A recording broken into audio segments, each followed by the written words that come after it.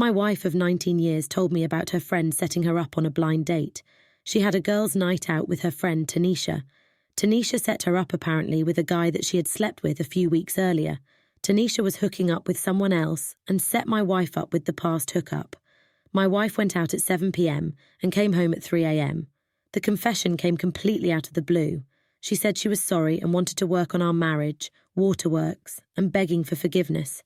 She said that nothing happened between her and the guy because Tanisha had slept with him. She knew agreeing to meet this guy was wrong and going to meet him was even worse. I don't believe that nothing happened like she is saying. She also said that the guy works at a sawmill and you make more money. I think that's why I am the better option.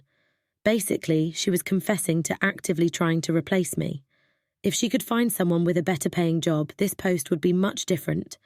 Not long after this girl's night out and before the confession, my wife and Tanisha had a total meltdown of their friendship. Suddenly, they went from best friends to Tanisha is a liar and a manipulative, jealous person, according to my wife. I think the confession or partial confession was to keep Tanisha from telling me about her sleeping with the guy. Gus lighting me on the truth of what really happened by telling me only partially about it. Only enough to look bad, but not the whole ugly truth of what happened. Honesty, I didn't need to be told everything that happened.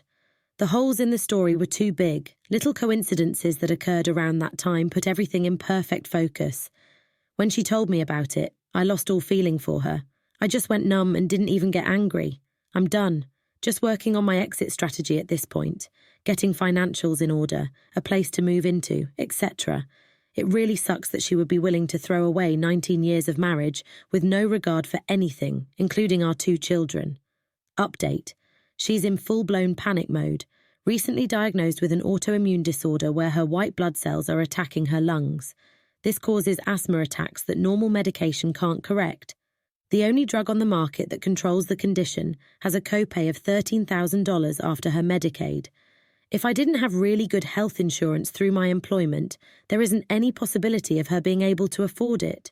She is trying everything to reconcile, even setting up couples counselling. We made it through 2.5 sessions.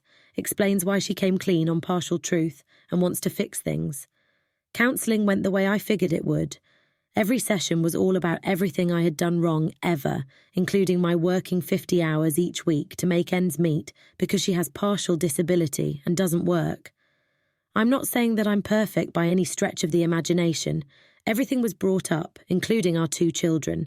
Well, except I was informed that the mention of her date night was off limits. About halfway through the 3rd session, the counsellor looked her in the eye and asked, "If you have such a high-power radar to detect what everyone else is doing wrong, point that radar at yourself and tell me what you do wrong." The proverbial shit hit the fan. My soon-to-be ex-wife started yelling at the counsellor and wanted to know why she was attacking her when we were there so she can fix me. After a few minutes of back and forth, my soon-to-be ex-wife stormed out, crying. The counsellor told me that my soon-to-be ex-wife has a deep hatred for me, and I don't think this marriage can be salvaged.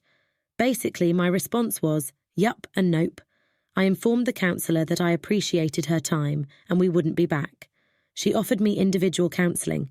I informed her that I probably would in the future and proceeded to tell her about the taboo topic. Needless to say, it didn't surprise her and confirmed her suspicion.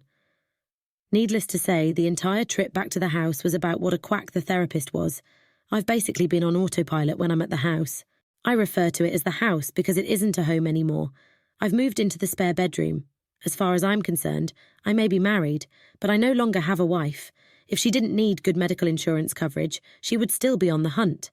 I don't need to track down Tanisha to get the whole story.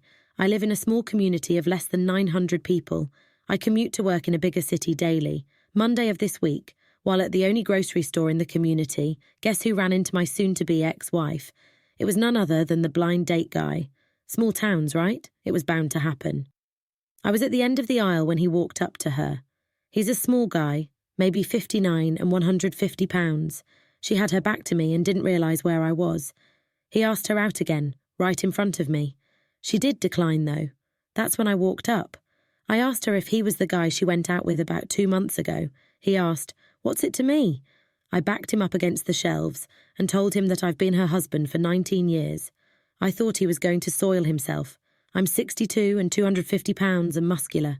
She tried to get me to back off. I growled at her to shut up. She'd just better listen. Immediately she started crying. I asked if they fucked. He swallowed hard and said yes. She cried harder. I told him to never let me see him again. He apologised for everything and basically ran out of the store.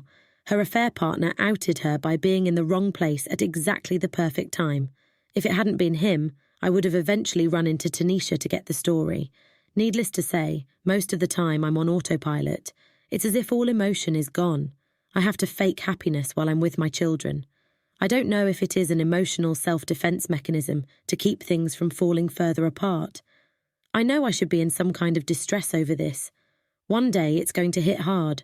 I no longer trust the things I know to be true. Do my children really love me? Or do they love the things I give them? Do my parents? Do they only love the fact that I got good grades in school, never got into trouble? The only thing I'm certain of is I can't stay in this sham of a marriage. I get up, go to work, barely eat or sleep. The only people I've told about this are strangers on the internet. I have no one to talk to about this. I go from one day to the next pretending I'm normal.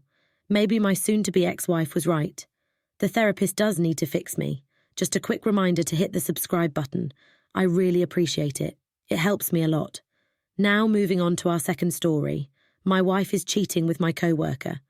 I'm 33 male and my wife is 30 female. We have been together for 11 years and I thought everything was good between us until recently. For some context, I work as a dispatcher for truckers and it's a pretty good job. I get good benefits and I make enough where we can both be comfortable. My wife had a job with building gaming computers, but she lost her job due to cutbacks, so I've been the sole earner.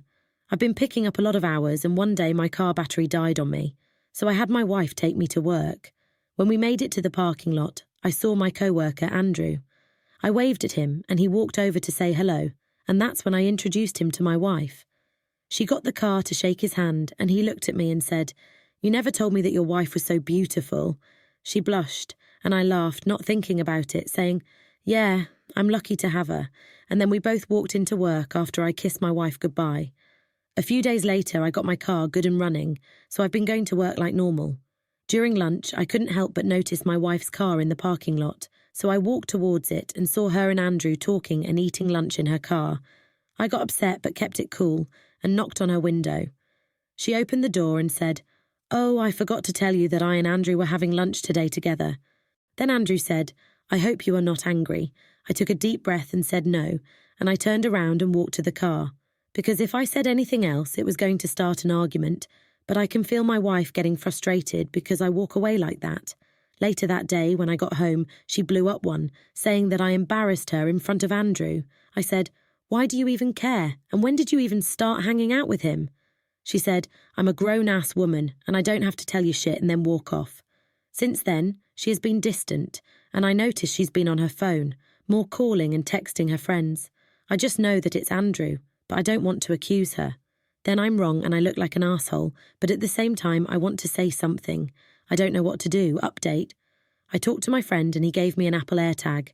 I'm going to put it in my wife's car and trail to see if I can find anything and collect evidence so I don't get fucked if I'm in court, if we do end up divorcing. A part of me doesn't want to do it because I don't know if I can handle the pain. Nahem, this went through a lot and been through a lot of shit, and I can't believe she's really going to throw it away this easily, but I'm still going to have to do it. Update number 2. When I started to suspect it, my friend gave me his airdrop, and I hid it in my wife's car and followed her. She told me that she was going to see a friend, but I didn't believe it, so I followed her and my friend's car to make sure she couldn't spot me. After a 20-minute drive, she drove up to a hotel. I'm not going to lie. I felt sick and my heart kept pounding. I was really hoping that I was wrong and she was seeing a friend, but instead I saw Andrew waving at my girlfriend, and then I saw her running and jumping on this guy and kissing him. I was so hurt and angry, I wanted to get out and beat Andrew's ass and tell my wife to get all of her shit out of the house, but I didn't. Instead, I took out my phone, took some pictures and drove off when I saw them walk into the hotel. I went home and cried, screamed, yelled and punched a hole in the wall. I called my friend to come over and I showed him the pictures and started crying again. I screamed, 11 years down the fucking drain. My friend gave me a hug and told me to get a lawyer and to keep stacking up evidence against her. I didn't know if I could keep up the face anymore, but I told my friend I'll try. So during these past weeks, I've been stacking up evidence and keeping my distance. I've seen them go to restaurants, movies, and hotels, and every time it hurt, but I tough it out. She always told me she was going out with her friends or family, but I never called her and said, okay. I thought I could keep it up for at least a few more days, especially because the lawyer I'm seeing says that I have more than evidence to make sure I win and keep everything when we divorce, but I think I messed up yesterday. Yesterday was my birthday, and I wasn't really feeling it. My wife didn't even tell me happy birthday, but her parents did. When I went to work, my co-workers got me a cake and some gifts. I tried holding back the tears, because for a moment I forgot about everything at least, until I saw Andrew. He got me a gift and I faked smile and said thank you. When I opened, it was the comic Batman, Death of the Family, and I actually surprised because no one at work knew I was into comics and DC was my favourite. When I told Andrew that, he said my wife told him, and then all I saw was red. Next thing I know, my co-workers are holding me back, and Andrew is in the corner covering his nose and yelling, "What the fuck?" And then I screamed, "I know you've been fucking my wife." Everyone got silent and looked at Andrew, and he tried explaining it to me, but I didn't care. All I wanted to do was beat his ass until he stopped moving. But then my boss came in and sent Andrew home and took me to his office, and I told him everything and showed him some of the pictures. He apologised to me and gave me some time off to sort everything, and he will deal with Andrew. Shit really went south when I got home, and my wife was waiting. She blew up on saying that I was wrong for doing that to Andrew, and that she talked him out of pressing charges for hitting him. She kept yelling and yelling, saying, "Andrew makes me feel like a real woman and treats me right and knows how to make me feel special." I finally popped and just yelled, "I don't give a fuck." She looked surprised and went silent, and I kept going saying, "If he makes you feel special, go live with him and have him support you because I'm done." Then she had the nerve to cry and say that she was sorry. She tried saying how Andrew caught her at a moment of weakness, but I just took a deep breath and told her to get a lawyer because we're getting a divorce. She really tried to apologise and said that she couldn't afford one and that we needed to work on ourselves, but I just looked at her and told her to pack up. She kept crying and begging, but I just got her suitcase and called her sister to come pick her up.